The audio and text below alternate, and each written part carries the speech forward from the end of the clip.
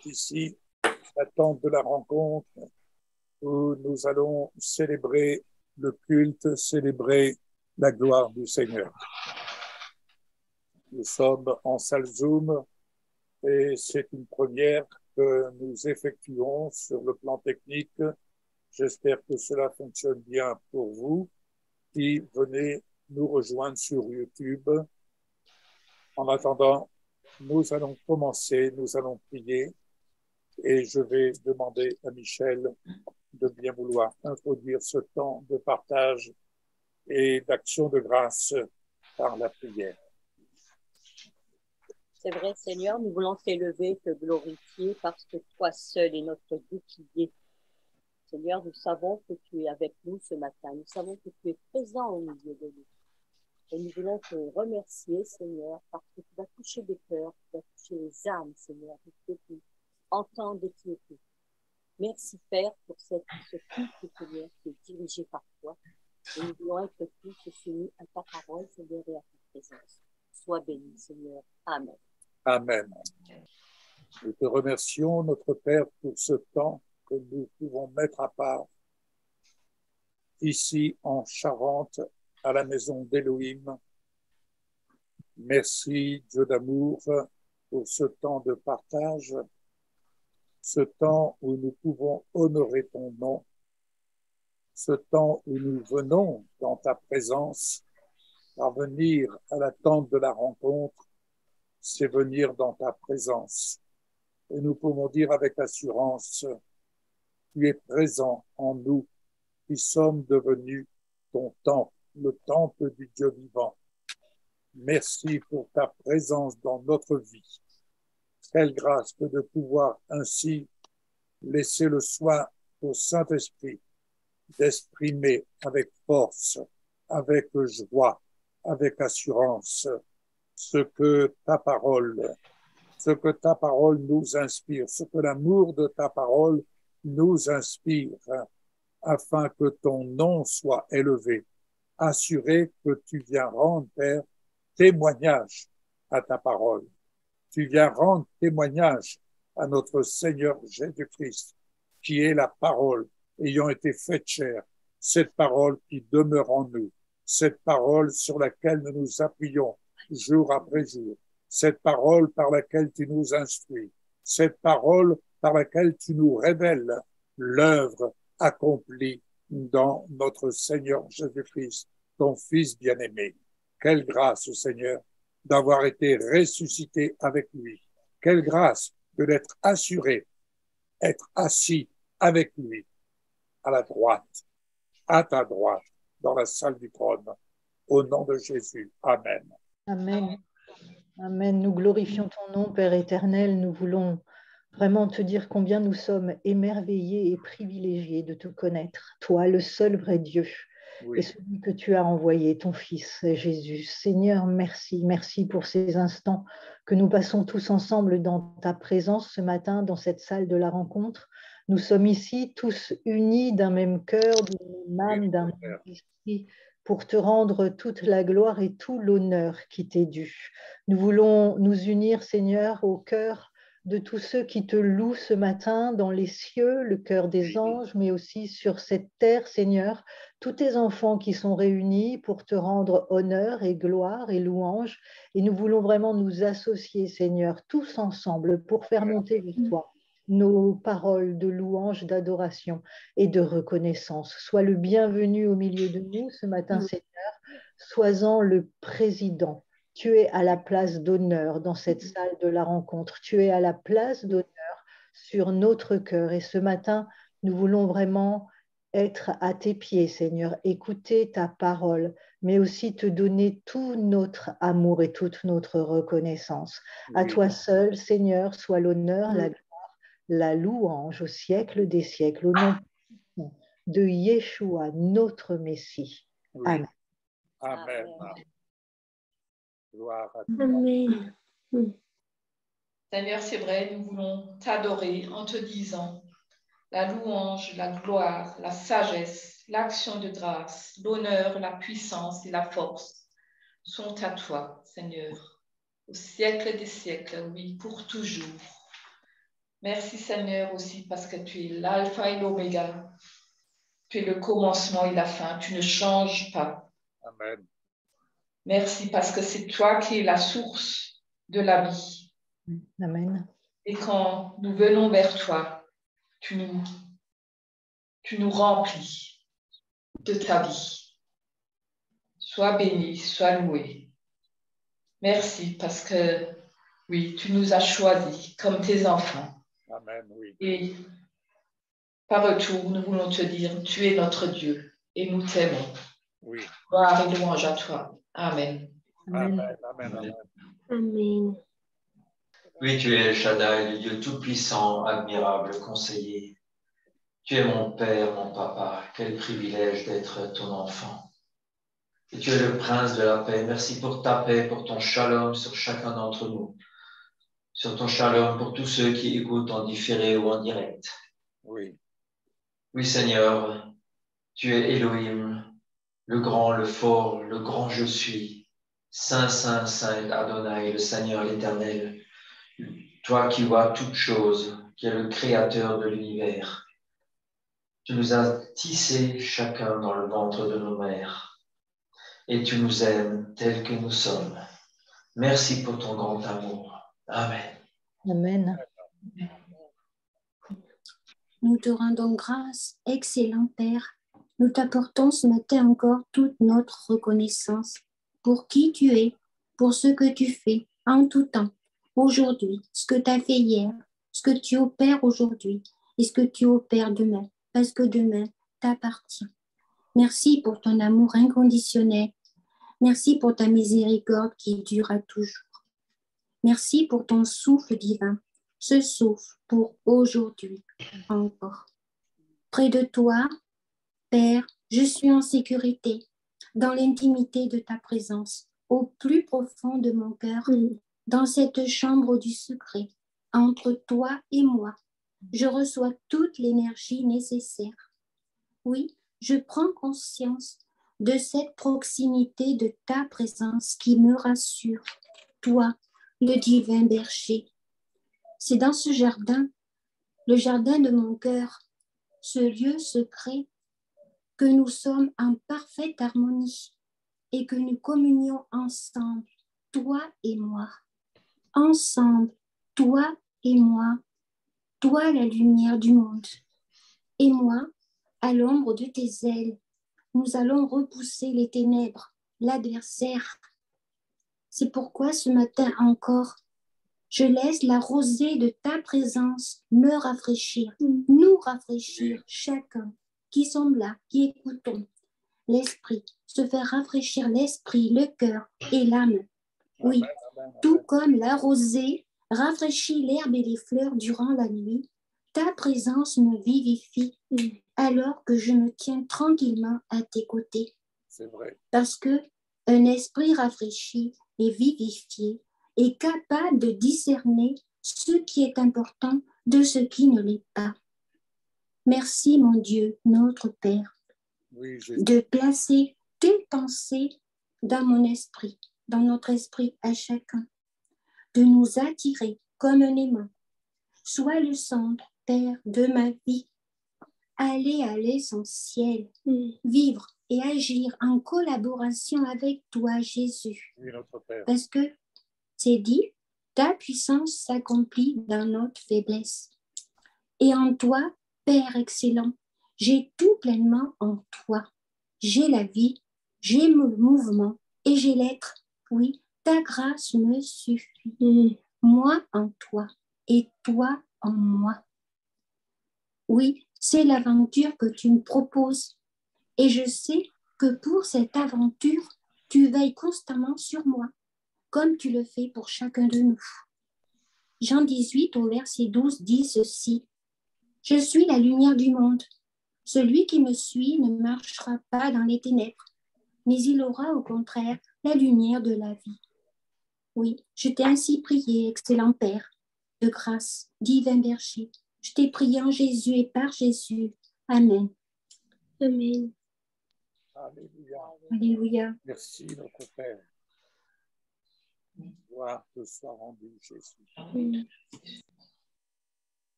Mon âme bénit l'Éternel.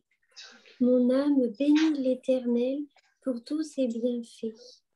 Mon âme bénit l'Éternel pour ta présence, ô Dieu, à mes côtés, aujourd'hui, maintenant et demain.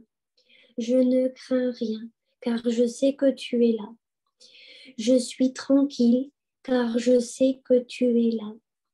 Mon âme bénit l'Éternel et voit et compte tous les bienfaits que notre Papa céleste a dans les cieux pour chacun de ses enfants. Sois le bienvenu, Jésus, au milieu de nous. Prends la place d'honneur sur le trône. Prends la place qui est due à ton nom. Amen. Parce que tu es éternel, tu règnes à jamais. Et ce matin, mon âme veut bénir ton nom éternel. Je veux me réjouir dans le Dieu de mon salut. Je veux me réjouir car tu es ce rocher sûr et solide qui ne faillit jamais. Tu es sur cette route, sur ce chemin, et je peux m'appuyer sur toi nuit et jour, jour et nuit. Tu ne faillis pas, tu ne m'abandonnes pas, tu ne délaisses aucun de tes enfants. Tu pourvois à tout, mais en ton temps.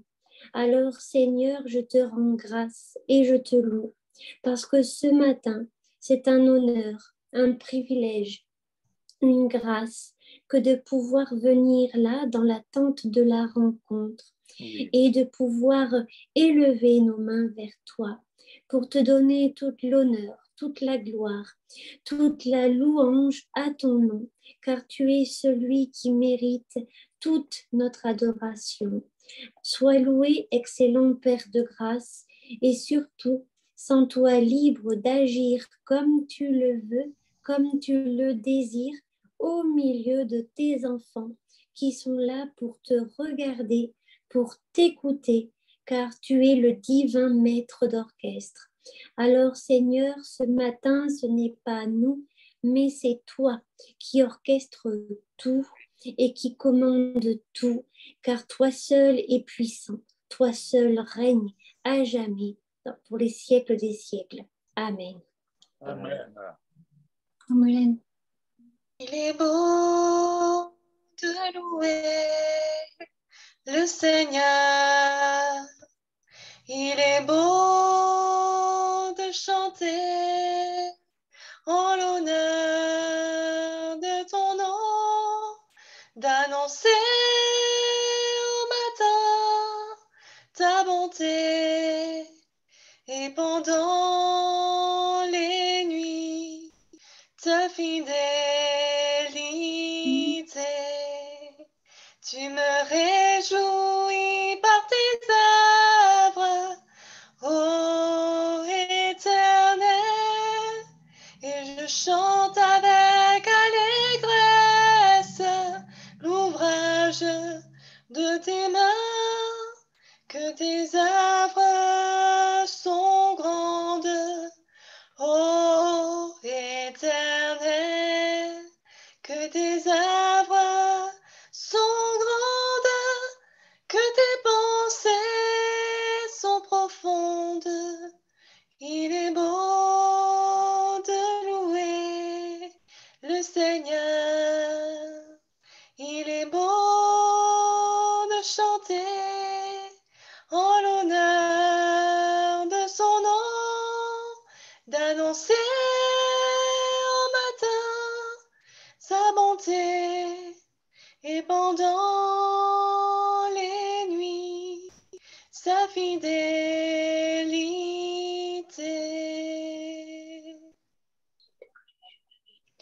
Gloire,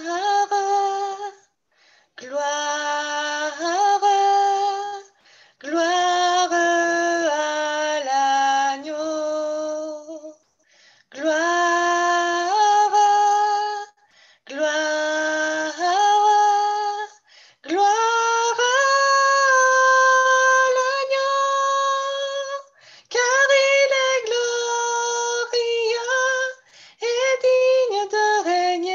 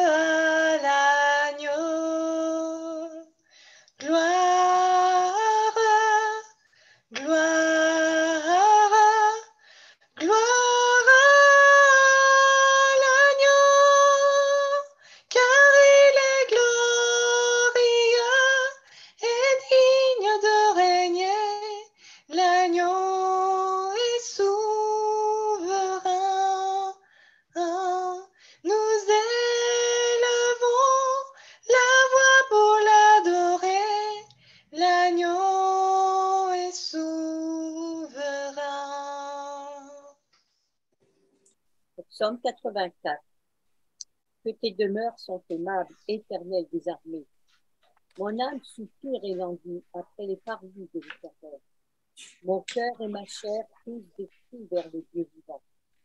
Le passereau même trouve une maison, et l'hirondelle un nid où elle dépose ses petits. Tes autels, Éternel des armées, mon roi et mon Dieu. Heureux ceux qui habitent ta maison. Ils peuvent te célébrer encore. Heureux ceux qui placent en toi leur appui. Ils trouvent dans leur cœur des chemins tout tracés. Lorsqu'ils traversent la vallée de Baca, ils la transforment en un lieu plein de paix.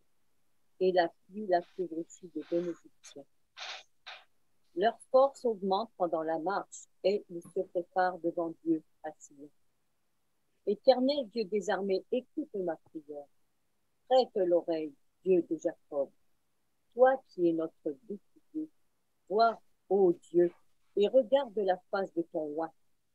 Mieux vaut un jour dans tes parvis que 1000 ailleurs. Je préfère me tenir sur le seuil de la maison de mon Dieu plutôt que d'habiter sous les tentes de la méchanceté. Oui. Car l'Éternel Dieu est un soleil et un bouclier.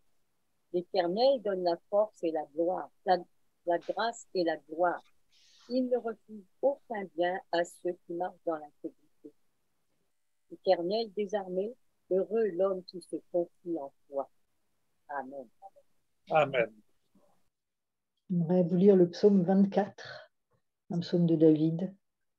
La terre est à Adonai et tout ce qui est en elle, le monde et tous ceux qui y vivent, car il a posé ses fondations sur les mers et il l'a établi sur les fleuves. Qui pourra monter à la montagne d'Adonai? Qui se tiendra dans son lieu saint?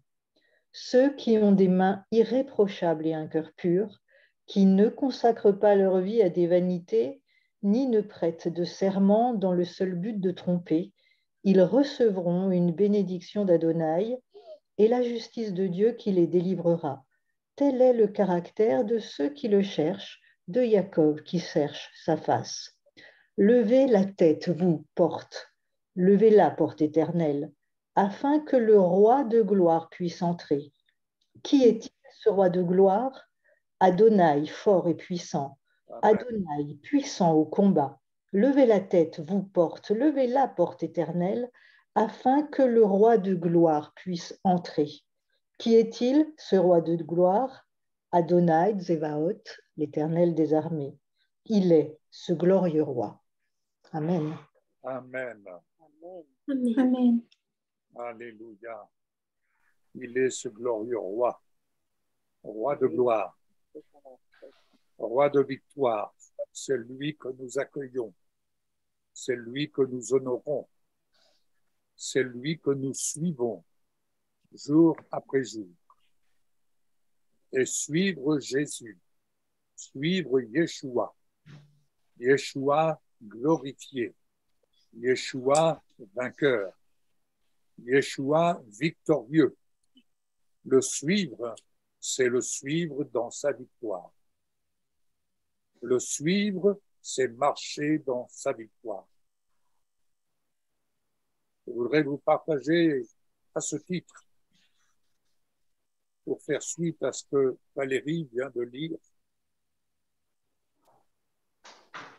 marcher dans la victoire. Je voudrais attirer votre attention. C'est une petite réflexion que je vous apporte. Je laisserai la parole à qui a quelque chose à partager. J'aimerais attirer votre attention sur la vie des disciples, les disciples qui ont suivi Jésus sur un plan terrestre. Ils l'ont suivi et ils ont été instruits quant à l'application céleste que Jésus leur a enseignée, leur a démontré par la pratique.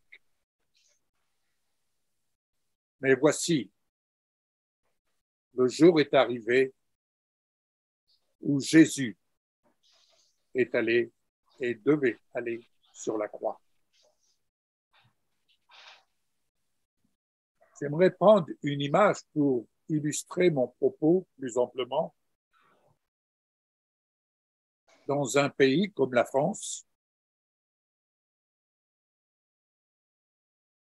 durant l'année, il y a des manifestations qui se font en l'honneur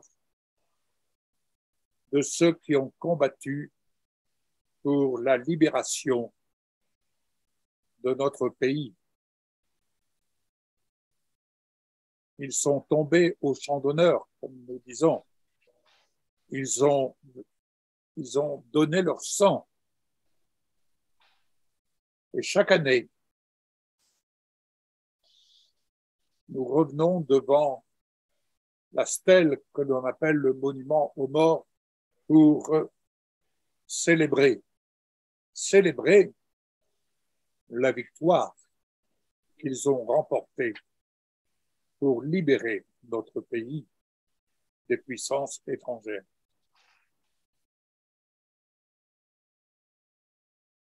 Et la vie continue, comme nous le disons très souvent, mais la mémoire de ces hommes, de ces femmes, ne s'est point effacée. Nous vivons avec cette mémoire. Comme beaucoup de familles vivent avec la mémoire de leurs disparus. Les disciples ont été confrontés à une autre réalité. Jésus crucifié sur la croix, mis au tombeau, alléluia.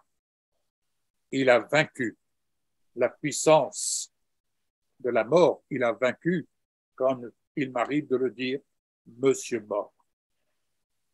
Et Monsieur mort est mort. Jésus est ressuscité. Jésus est assis à la droite du Père dans les lieux célestes. Les disciples ont dû changer de territoire, c'est-à-dire passer du territoire terrestre au territoire céleste. Car tout se passe dans les lieux célestes. Et ce qui se passe dans les lieux célestes, nous avons une grâce excellente. Car lorsque nous acceptons Jésus, Yeshua, comme étant notre Messie, nous acceptons notre libérateur. Nous reconnaissons sa victoire. Nous reconnaissons notre délivrance par excellence. Et nous reconnaissons l'importance de servir dans sa victoire. Pas de servir comme étant une corvée, non, ni comme étant un devoir, non, mais comme le plaisir de servir parce que nous avons été délivrés pour servir dans sa victoire. Pourquoi? Parce que sa victoire, c'est le don de l'amour de Dieu, c'est-à-dire c'est le don de sa victoire. Il nous a donné sa victoire. Cette victoire, c'est lui qui l'a remportée pour nous. Et comme il a fait don, Dieu a fait don, notre Père nous a fait don de la victoire de Jésus, à plus forte raison, devons-nous, à notre tour, comme les disciples qui l'ont suivi sur le plan terrestre, devons-nous, comme eux, apprendre à vivre dans les lieux célestes parce que nous avons été ressuscités avec Jésus et nous sommes assis avec Jésus dans les lieux célestes. Nous devons donc apprendre à fonctionner dans une autre dimension et non plus en fonction du plan terrestre dans lequel nous sommes comme des voyageurs, comme des étrangers, comme des pèlerins. Ainsi, dans 1 Corinthiens 15, verset 57, 1 Corinthiens 15, si quelqu'un l'a, il peut le lire, verset 57. Et si quelqu'un peut prendre 1 Jean, chapitre 5, verset 4. Mais grâce soit rendue à Dieu qui nous donne la victoire par notre Seigneur Jésus-Christ. Tu peux répéter, Samuel, s'il te plaît? Mais grâce soit rendue à Dieu qui nous donne la victoire par notre Seigneur Jésus-Christ. Il nous donne la victoire. Ce n'est pas « il va nous donner ». Il nous donne. C'est fait, c'est accompli. Donc, nous possédons la victoire de Jésus. Maintenant, 1 Jean 5, verset 4. Qui est donc celui qui triomphe du monde, sinon celui qui croit que Yeshua est le Fils de Dieu? Répète, s'il te plaît, Valérie. Qui est donc celui qui triomphe du monde, sinon celui qui croit que Yeshua est le Fils de Dieu? Voilà. Nous sommes destinés à triompher de ce monde et non pas à subir. Nous sommes destinés à triompher de ce monde dès l'instant où nous croyons que Yeshua est le Fils de Dieu, c'est-à-dire qu'il est celui qui représente notre victoire. Amen. Quelle grâce! Quelle grâce! 1 Jean 5, verset 9.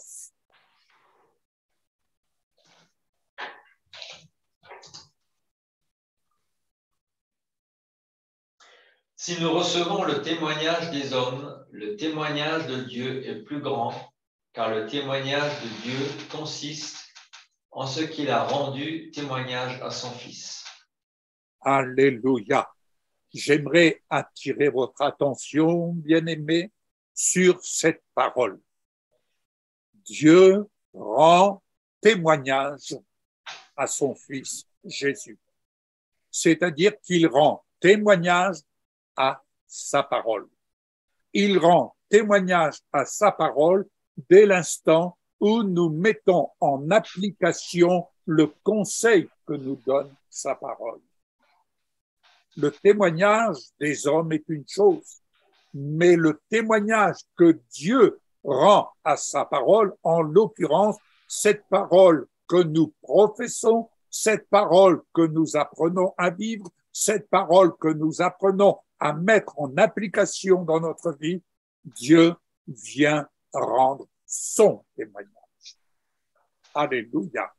Ainsi, nous apprend-il à marcher dans sa victoire.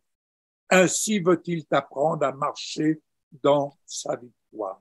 Cela, bien entendu, implique un changement ici dans l'état d'esprit, implique un changement dans la réception au niveau du cœur, car c'est Dieu lui-même qui a le pouvoir de transformer, de changer notre cœur, c'est-à-dire notre cœur de pierre en cœur de chair. Et changer ce cœur de pierre n'est pas une affaire humaine. Changer ce cœur de pierre en cœur de chair, c'est lorsqu'on apprend à vivre dans la victoire de Jésus. La foi, c'est vivre dans la victoire de Jésus. Psaume 110, verset 1er.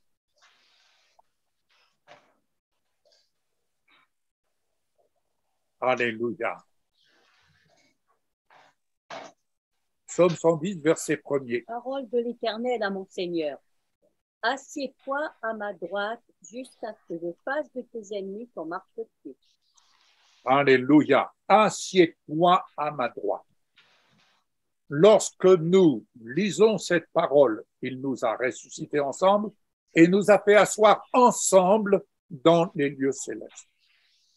Ne perdons pas de vue, bien-aimés, que nous sommes transportés dans un autre territoire, en l'occurrence le territoire céleste. Et dans ce territoire céleste, nous sommes assis en Jésus-Christ à la droite du Père.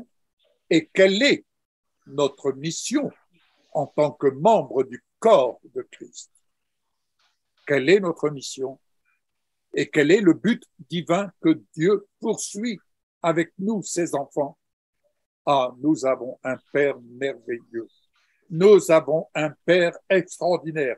Un Père qui nous fait confiance parce que nous sommes le choix de Dieu. Nous sommes le choix de notre Père. Vous êtes le choix de Dieu. Vous êtes le choix de Dieu, notre Père, qui nous révèle l'œuvre de sa victoire dans son Fils bien-aimé, le premier-né d'entre les morts, Jésus, Yeshua, le Messie, notre Messie.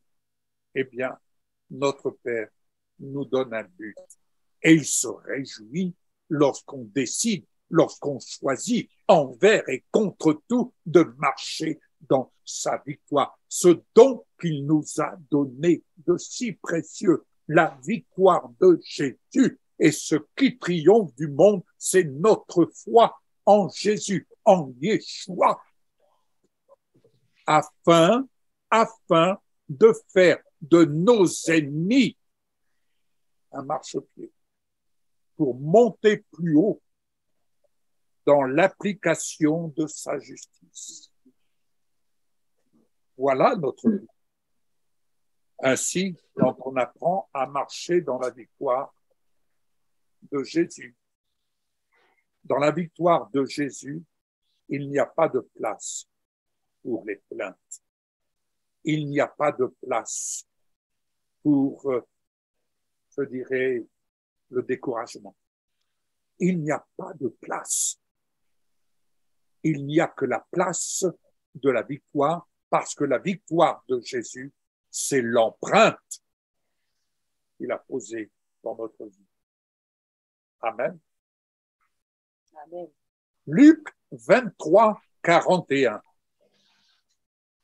Et vous allez voir la nature de la victoire. Vous allez voir la nature de la victoire.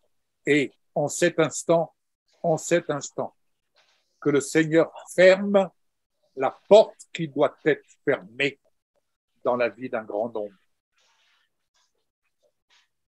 Vous allez voir. Je vous laisse lire. Quelqu'un veut lire ce verset à haute voix. Luc 23, verset 41. Mais pour nous, c'est justice, car nous recevons ce qu'ont mérité nos crimes, mais celui-ci n'a rien fait de mal. Répète ce verset, s'il te plaît, avec force. Pour nous, c'est justice, car nous recevons ce qu'ont mérité nos crimes, mais celui-ci n'a rien fait de mal. Voilà la remarque du brigand, la seule remarque qui lui a valu d'être assuré d'une place au paradis. Et la place qui lui a été assurée, c'est Jésus qui lui a assuré. Aujourd'hui, tu seras avec moi dans le paradis. Mais qu'est-ce qui lui a valu d'être assuré de cette place avec le Messie à la dernière minute? Bien aimé, il a simplement dit et reconnu, oui, je suis pécheur. Mais lui, Jésus, il n'a rien fait de mal. Dans d'autres versions, il est dit, il est innocent de tout mal. Il est innocent de tout mal. Le plan de Dieu, le plan divin de notre Père est tout simplement de nous ramener dans l'innocence du mal. Mais comment vivre dans l'innocence du mal? C'est vivre dans la victoire que notre Père nous donne de vivre. Alors, pour ce faire, bien entendu, il faut accepter de se laisser transformer, de se laisser même transporter dans une autre sphère que celle dans laquelle nous étions en captivité. Il faut accepter de se laisser transporter, bien-aimé, dans la sphère céleste. Et dans cette sphère céleste, vous allez comprendre, il y a quelque chose qui s'est passé d'extraordinaire. Revenir dans l'innocence du mal, c'est fermer les portes de celui qui n'a que vocation d'accuser, de détruire, de dégorger. En fait, que veut-il détruire? Il veut détruire le témoignage de Jésus dont nous avons la grâce de porter. Car vivre dans la victoire de Jésus, c'est apprendre à porter le témoignage de Jésus. Et quand je dis Jésus ressuscité, Jésus glorifié. Bien-aimés, vivre dans l'innocence du mal, c'est apprendre à se regarder dans le miroir. Et se regarder dans le miroir, c'est apprendre à se regarder dans la perfection de l'amour de Dieu. C'est apprendre à se regarder dans la perfection, car nous sommes perfectibles, mais dans la perfection de Dieu, c'est-à-dire de se regarder dans la perfection du Fils premier-né d'entre les morts. C'est se regarder dans le sang de Jésus, don de Dieu, qui nous purifie de tout péché. Et à ce titre, j'aimerais qu'on lise un verset que nous avons déjà lu, mais vous allez comprendre, Jésus lui-même a regardé dans le miroir. Éphésiens 5. Jésus a regardé dans le miroir. Vous savez, combattre et résister au diable, ce n'est rien d'autre que d'apprendre à se regarder dans la perfection de l'amour de Dieu.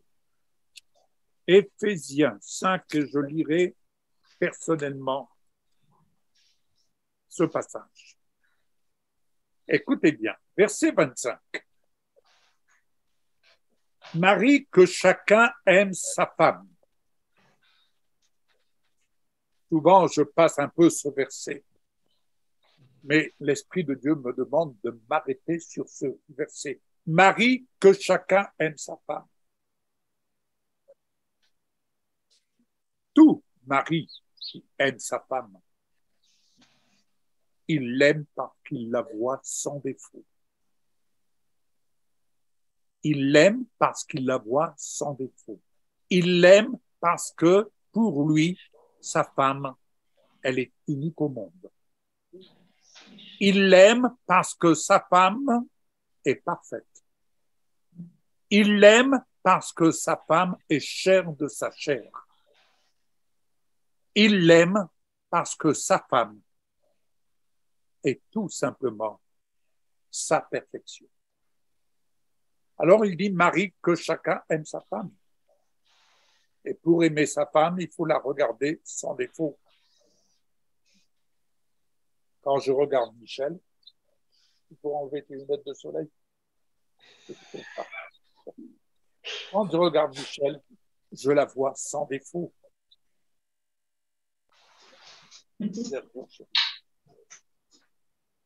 Je la vois sans défaut. Elle est unique pour moi. Il n'y en a pas deux comme elle dans ce monde. Ainsi, comme Christ a aimé l'Église,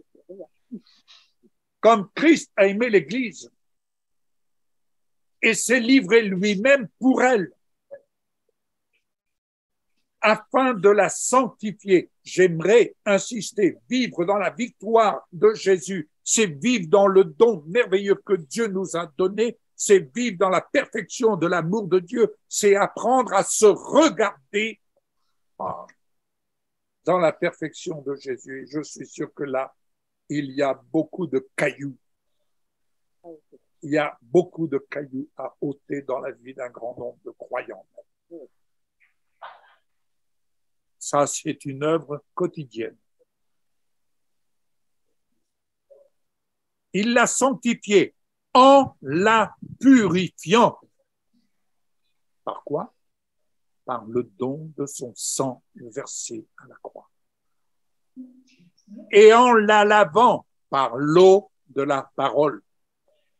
Vous comprenez pourquoi il est important de parler la parole. Parler la parole nous permet de nous laver. Pourquoi?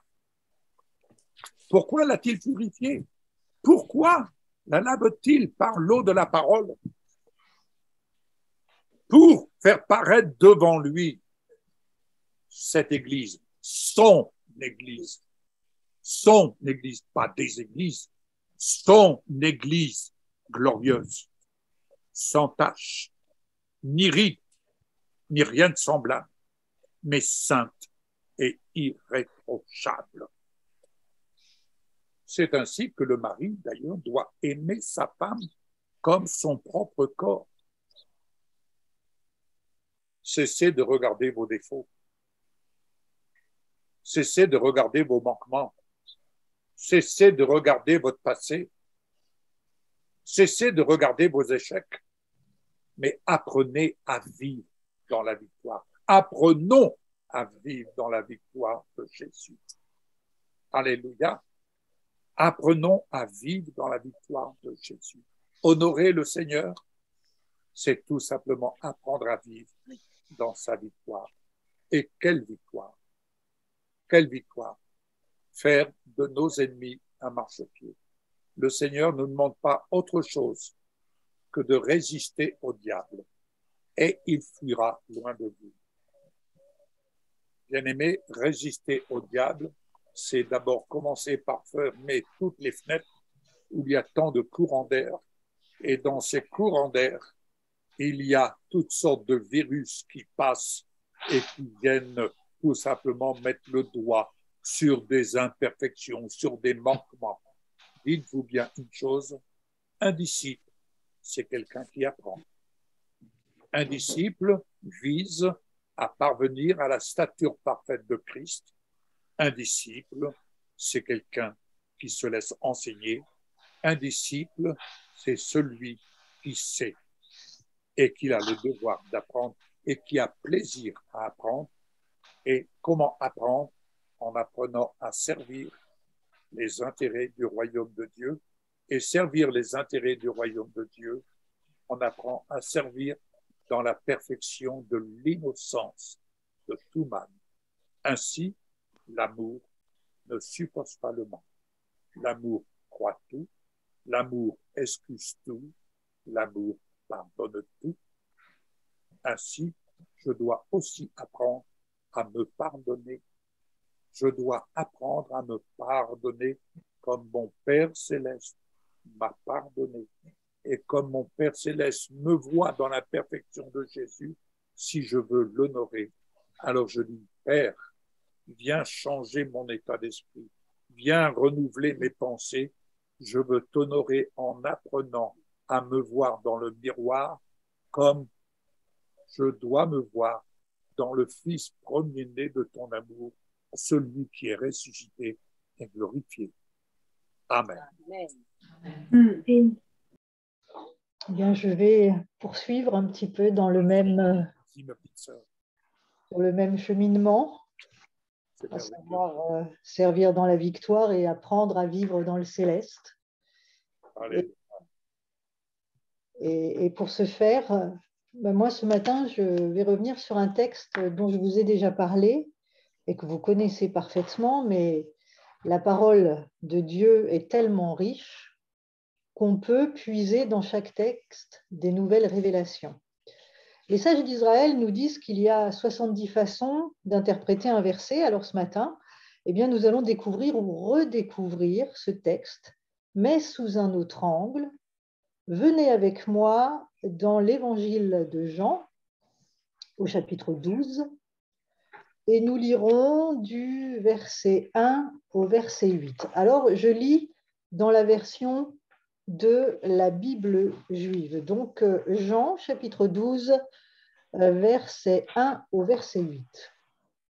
6 jours avant Pessah, c'est-à-dire Pâques, Yeshua vint à Beth Aniar, c'est-à-dire à Béthanie, où vivait Éléazar, Lazare, l'homme que Yeshua avait relevé d'entre les morts. Là, on prépara un repas en son honneur. Martha servit le repas. Éléazar était de ceux qui étaient assis à table avec lui. Myriam prit un demi-litre d'une huile de nard pure très chère qu'elle répandit sur les pieds de Yeshua, puis elle les essuya avec ses cheveux et la maison fut remplie de la fragrance du parfum. Mais l'un des Talmidim, c'est-à-dire un des disciples, Yehuda de Kériot, Judas l'Iscariote, celui qui allait le trahir, dit « Ce parfum vaut le salaire d'une année de travail. Pourquoi n'a-t-il pas été vendu et l'argent gagné donné aux pauvres ?» Il ne disait pas cela parce qu'il se souciait des pauvres, mais parce qu'il était voleur. C'est lui qui tenait la bourse commune et il avait l'habitude d'y dérober ce qu'il y trouvait. Yeshua dit « Laisse-la tranquille. Elle a gardé ce parfum pour le jour de mon ensevelissement.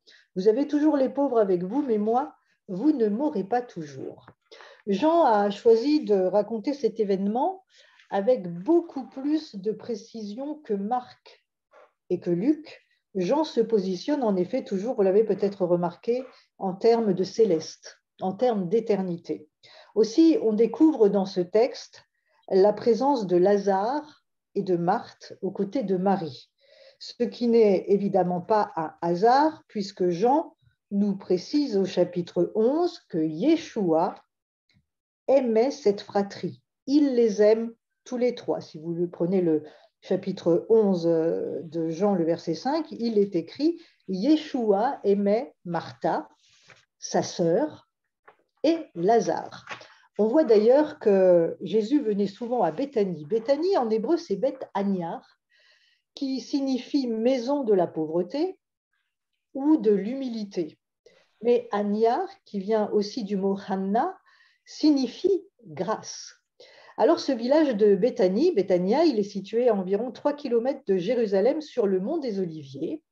Et Jésus aimait donc venir régulièrement voir ses 3 amis, Marthe, Marie et Lazare, membres de la même famille. 3. Ce chiffre n'est évidemment pas là par hasard, puisque je crois, en fait, que ces 3-là, les 2 sœurs et le frère, nous représentent dans nos 3 dimensions, esprit, âme et corps. Oui. J'aimerais d'ailleurs réhabiliter Marthe, Oui. parce que la pauvre, chaque fois qu'on parle d'elle, c'est toujours à charge, c'est toujours l'exemple à ne pas suivre. Oui. Marthe, Martha en hébreu signifie dame, maîtresse. L'équivalent masculin de son nom en hébreu est Mar, Mar qui signifie Seigneur, maître. Par exemple, Maranatha, Mar, Anatha signifie viens, maître, ou encore notre Seigneur vient. Elle est d'ailleurs, sauf erreur de ma part, la seule à porter ce nom dans toute la Bible. Et son nom, vous le savez, n'est pas un simple prénom. On le sait maintenant que tous les noms dans la Bible ne sont pas des simples prénoms, mais c'est l'essence même de qui elle est. On comprend donc que c'est elle qui dirige. Marthe est donc pour moi celle qui représente notre âme. Elle accueille Jésus dans sa maison. Rappelez-vous dans Luc, où c'est d'ailleurs souvent ce verset, dans Luc 18, où c'est souvent sur ce verset qu'on parle d'elle à charge en disant qu'elle s'est énervée et que voilà, elle ne pense qu'à faire son ménage, elle s'affaire aux tâches ménagères. Et alors que Marie est aux pieds de Jésus et qu'elle écoute la parole, mais vous verrez que dans ce passage, Jésus lui parle avec beaucoup d'amour. Beaucoup d'amour. Marthe, pardon, elle est en panique à ce moment-là parce que Jésus arrive chez elle. Il faut savoir qu'elle le reçoit dans sa maison. Dans sa maison. Jésus arrive et elle veut que tout soit parfait. Et Jésus va la diriger dans le calme, il va l'amener en lui parlant, en lui disant « Marthe, Marthe, tu t'inquiètes pour beaucoup de choses. Marie a choisi la bonne part. » Il est en train de l'emmener dans le céleste. C'est un peu comme nous quand notre âme est en panique. Qu'est-ce qui va nous calmer? Qu'est-ce qui va nous ramener et nous amener dans le céleste? C'est quand Jésus nous parle au travers de sa parole. Marthe, donc, est vraiment pour moi celle qui représente notre âme. Elle accueille Jésus dans sa maison, elle veut que tout soit parfait. Elle s'active, pourquoi? Par amour pour Jésus, parce que Marthe, elle connaît le Seigneur et elle l'aime. Et Jésus aime Martha.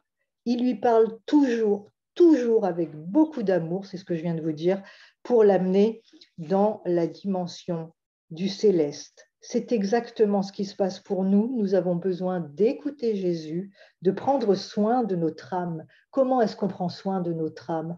En écoutant Jésus qui nous parle au travers de sa parole.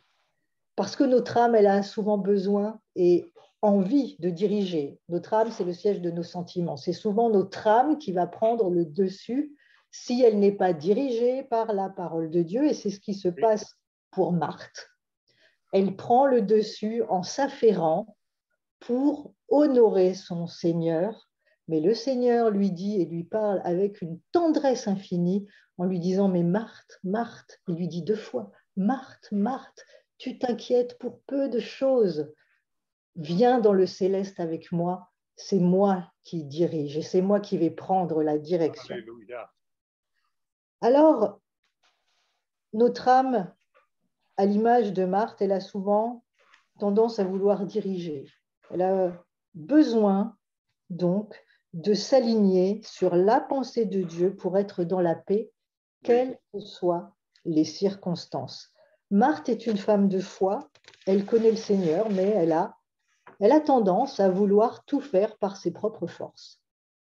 Mais par sa parole, Jésus l'attire dans la dimension de la grâce. Marthe est une femme merveilleuse.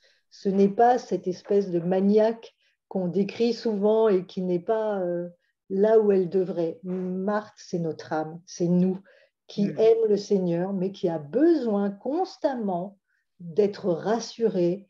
Le Seigneur, au travers de sa parole, nous parle avec tendresse. Vous relirez les textes. À chaque fois que Jésus parle à Marthe, il lui parle avec infiniment de tendresse. Je vais vous le lire d'ailleurs dans Jean 11, quand Lazare est mort depuis 4 jours. Jésus arrive et au verset 21, au verset 20, Marthe apprend que Jésus arrive, alors elle va à sa rencontre et elle lui dit « Seigneur, si tu avais été ici, mon frère ne serait pas mort. Je sais maintenant même que tout ce que tu demanderas à Dieu, Dieu te le donnera. » Et Yeshua lui répond « Ton frère se relèvera. » Alors, Marthe, elle lui répond « Je sais qu'il se relèvera à la résurrection au dernier jour. » Vous noterez qu'elle connaît, elle connaît la parole et elle sait qui est son Seigneur. Mais Jésus lui dit « Je suis la résurrection et la vie. Celui qui croit en moi vivra même s'il meurt, et quiconque vit et me fait confiance ne mourra jamais. » Et il ajoute avec une tendresse infinie « Crois-tu cela ?» Il lui parle avec beaucoup d'amour. Oui. Je ne sais pas si vous avez remarqué, mais des fois, les disciples, ils prennent cher dans la manière avec laquelle Jésus leur répond. Les pharisiens, on n'en parle même pas, les religieux, Jésus, il va franco. Mais avec Marthe, il y a beaucoup d'amour parce qu'il sait qu'elle l'aime et il la dirige. Il la dirige par sa parole, il la rassure. Oui, oui. Alors, revenons à ce repas préparé en l'honneur de Yeshua, donc revenons dans Jean 12. Ils sont donc présents tous les 3, Marthe, Lazare et Myriam. Et donc, Martha, elle sert le repas. Éléazar, Lazare donc, dont le nom signifie Dieu a secouru, est assis à table avec Yeshua. Éléazar, le frère de Martha et de Myriam, on entend parler de lui très peu de temps avant, en fait quand il tombe malade, et que ses sœurs font appeler Jésus, et elles lui font dire ceci: Seigneur, celui que tu aimes est malade. Là encore, Jean appuie sur l'amour que Jésus a pour chacun des 3 membres de cette fratrie. Quand Jésus arrive, Éléazar est au tombeau depuis 4 jours. Là encore, il parle avec Martha, mais aussi à Marie avec beaucoup d'amour, et donc relève Éléazar d'entre les morts. Donc, il le ressuscite. Vous savez peut-être qu'il y a eu en tout, dans la Bible, 6 résurrections. En fait, il y en a 7 avec celle de Jésus. 3 qui se passent dans l'Ancienne Alliance et 3 dans la Nouvelle Alliance. Les 3 qui se passent dans l'Ancienne Alliance, elles se passent avec Élie, dans le livre des rois, le fils de la veuve de Sarepta, avec Élisée également, avec le fils de la Sunamite, et avec Élisée encore, toujours dans le livre des rois, avec l'homme qui touche la dépouille d'Élisée quand il tombe dans sa tombe, il ressuscite. Et puis les 3 résurrections de la Nouvelle Alliance, elles sont opérées par Jésus, avec le fils d'une veuve d'un village qui s'appelle Naïm, la fille de Jaïrus, et puis la résurrection de Lazare. En tout, donc, 7 résurrections, et avec celle de Jésus. Alors, ces 6 résurrections, elles sont la préfiguration de la résurrection de notre corps, et bien évidemment, la résurrection de Jésus, qui, lui, est le seul qui est ressuscité avec un corps glorifié. Vous noterez que les 3 résurrections, elles se passent avant Pâques, de Lazare, de la fille de Jaïrus et du fils de la veuve. Lazare, on ne l'entend à aucun moment parler. Il est donc pour moi l'image de notre corps. Jésus aime notre corps, Jésus aime notre âme. Mais parlons maintenant de Marie, Myriam, en hébreu. Au cours de ce repas, elle va donc prendre un demi-litre d'une huile de nard pure très chère et elle va le répandre sur les pieds de Yeshua et les essuyer avec ses cheveux. Un demi-litre. Je ne sais pas si vous imaginez la quantité d'huile qu'elle a déversée sur Jésus. Marc nous dit d'ailleurs qu'elle lui a versé sur la tête. Donc, c'est parti de la tête, un demi-litre, jusqu'aux pieds. À Panassac, tu vas t'en souvenir, Émilie, le dernier jour du séminaire, le dimanche à midi, Jacques Collant a fait l'onction d'huile à ceux qui désiraient garder le bon dépôt de tout ce qui s'était dit au cours de la semaine. Alors, ce n'était pas juste un peu d'huile déposée avec les doigts sur le front, comme on a l'habitude de faire l'onction d'huile, mais là, Jacques a fait quelque chose de particulier. Il y avait peut-être ça d'huile, Émilie, dans un petit pot pour chacun, et il nous l'a déversé sur la tête. Je peux vous dire que ça coulait.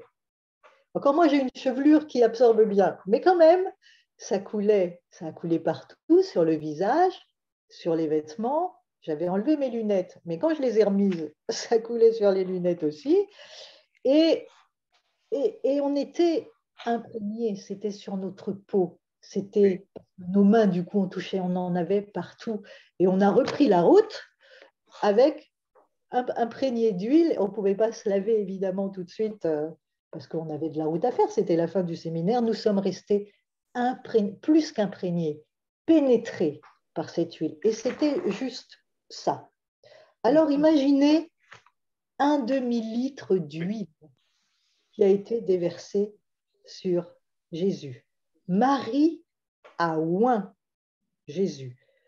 Chouraki traduit ceci comme ceci, elle a messié, c'est-à-dire elle a messianisé Jésus avec cette huile de grand prix et en l'essuyant avec ses cheveux, elle a aussi été ointe, elle a aussi été messianisée. Parce qu'en essuyant avec ses cheveux, elle essuyait aussi avec ses mains. Elle en avait aussi partout. La Bible nous dit que la maison fut remplie de la fragrance du parfum. Ainsi, Martha et Éléazar, Marthe et Lazare, donc, eux ont été parfumés par l'ambiance. Vous savez, c'est comme quand on rentre dans une parfumerie, même si on ne se parfume pas, on sent. L'odeur est sur nous. Mais le plus merveilleux, c'est qu'à cet instant, Marie et Jésus, eux, ont été pénétrés par cette huile qu'ils avaient sur la peau et ils avaient tous les deux la même odeur sur leur peau, dans leur peau, parce qu'on sait que ce qu'on met sur notre peau pénètre notre sang. Ils étaient tous les deux pénétrés par cette huile pure de grand prix, qui est l'image, évidemment, de l'Esprit. L'huile, oui, c'est le Saint-Esprit. Marie est donc l'image de notre esprit, né de nouveau et marqué du sceau de Dieu. Alléluia. Martha, Éléazar et Myriam sont donc l'image de notre être tout entier, âme, corps et esprit. Et encore une fois, il est écrit, Jean nous le précise plusieurs fois, que Jésus les aime tous les trois. Jésus nous aime dans nos trois dimensions, âme, corps et esprit. Alléluia. C'est important de le préciser parce que tout est important pour Jésus. Que cela concerne notre corps, que cela concerne notre âme, que cela concerne notre esprit, tout est au même niveau d'amour parfait pour lui. Et c'est important que nous le sachions, que nous en prenions conscience. Tout est important et Jésus nous aime parfaitement dans nos trois dimensions. Alors, revenons à ce qui va se passer après, parce que ça aussi, c'est très intéressant. Judas est extrêmement énervé, c'est le moins qu'on puisse dire. Il va invectiver Marie devant tout le monde. Relisons le verset 4 au verset 8. Nous sommes toujours dans le chapitre 12. Donc, Mélan des Talmidim, un des disciples, donc Yehuda de Kériot, celui qui allait le trahir, dit « Vous noterez que Jean est le seul qui précise que c'est Judas qui s'énerve, qui n'est pas content. Les autres disent, alors on peut comprendre qu'ils étaient plusieurs, ils n'osent pas trop balancer. Jean, il y va franco. Il appelle un chat, il appelle un traître, et il nomme le traître, c'est Judas. Donc Judas l'Iscariote, qui allait le trahir, dit « Ce parfum vaut le salaire d'une année de travail, pourquoi n'a-t-il pas été vendu et l'argent gagné donné aux pauvres ?»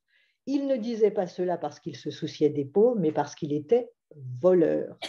Et c'est lui qui tenait la bourse commune et il avait l'habitude d'y dérober ce qui s'y trouvait. Yeshua dit « Laisse-la tranquille, elle a gardé ce parfum pour le jour de mon ensevelissement. Vous avez toujours les pauvres avec vous, mais moi, vous ne m'aurez pas toujours. » Judas, qui, dans ce passage de Jean, qui, je vous le rappelle, nous amène toujours à un niveau plus élevé, est l'image du diable. Le diable est très en colère contre Marie. Oui. Jean nous précise qu'il est un voleur. Judas voulait l'argent sur le plan terrestre, le diable voulait l'onction messianique. Oui. Mais que va lui répondre Jésus? Alors, la traduction second traduit ceci: laisse-la garder ce parfum pour le jour de ma sépulture. En réalité, la traduction n'est pas tout à fait celle-là, parce que j'ai regardé, vous lirez dans la Bible juive, la version également de Chouraki. Ils traduisent comme ça, laisse-la tranquille. Elle a gardé ce parfum pour le jour de mon ensevelissement.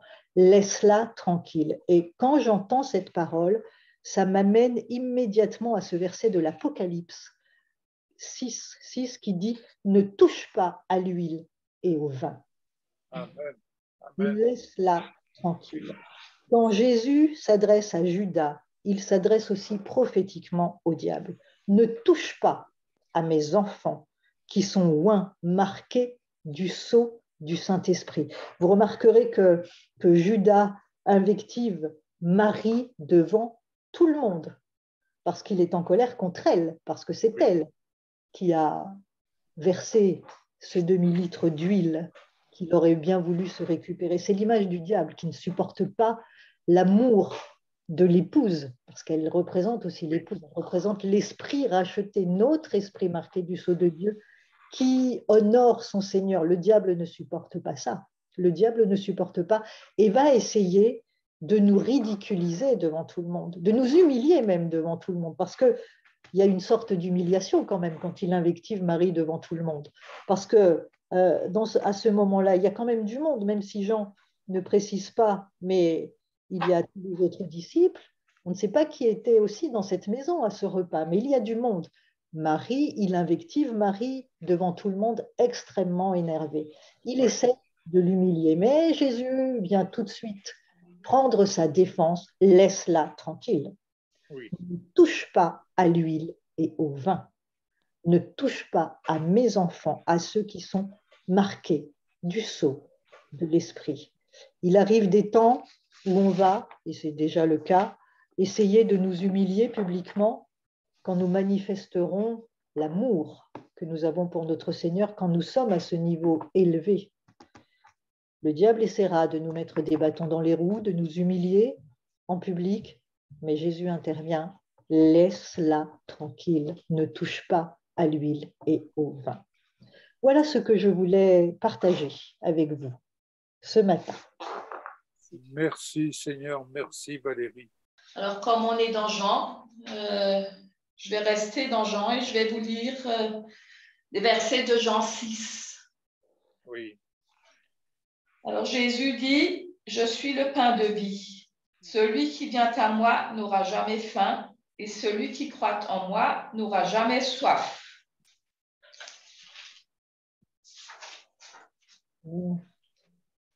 Tout ce que le Père me donne viendra à moi et je ne mettrai pas dehors celui qui vient à moi.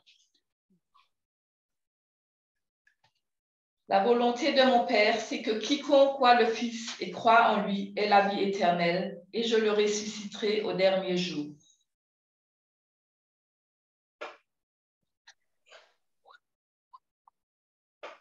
En vérité, je vous le dis, celui qui croit en moi a la vie éternelle. Je suis le pain de vie. Jésus s'est répété.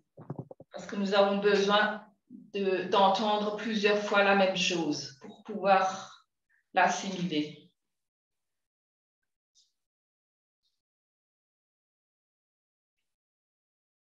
Je suis le pain vivant qui est descendu du ciel. Si quelqu'un mange de ce pain, il vivra éternellement. Et le pain que je donnerai, c'est ma chair, et que je donnerai pour la vie du monde. Jésus redit dans verset 53, « En vérité, je vous le dis, si vous ne mangez la chair du Fils de l'homme, et si vous ne buvez, et si vous ne buvez son sang, vous n'avez point la vie en vous-même. » Merci Seigneur pour cette action que tu as faite, que tu as donné ta chair, que tu as donné ta vie. Tu as souffert pour que nous puissions être soulagés de souffrance. Tu as souffert dans ta chair pour que nous puissions être guéris. Merci pour ce pain que nous pouvons manger. Prenons le pain. Amen. Seigneur Jésus nous dit aussi, « Celui qui boit mon sang a la vie éternelle, et je le ressusciterai au dernier jour. Car ma chair est vraiment une nourriture, et mon sang est vraiment un breuvage. Celui qui mange ma chair et qui boit mon sang demeure en moi, et je demeure en lui. Comme le Père qui est vivant m'a envoyé, et que je vis par le Père, ainsi celui qui me mange vivra par moi. C'est ici le pain qui est descendu du ciel. » Amen. Amen. Merci Seigneur pour ton sang, qui est vraiment un breuvage. Merci pour ton sang qui coule en nous, ton ADN dans nos veines, car nous sommes le temple du Saint-Esprit. Prenons la coupe. Pour nous tous, je vous donne rendez-vous mardi, 20h, pour notre réunion de prière et de partage. En attendant, passez un excellent dimanche en famille et vraiment réjouissons-nous. Et comme l'a signifié Émilie, la journée continue. Bonne semaine à tous. Bonne semaine à tous. Soyez Bonne bénis. semaine. J'embrasse.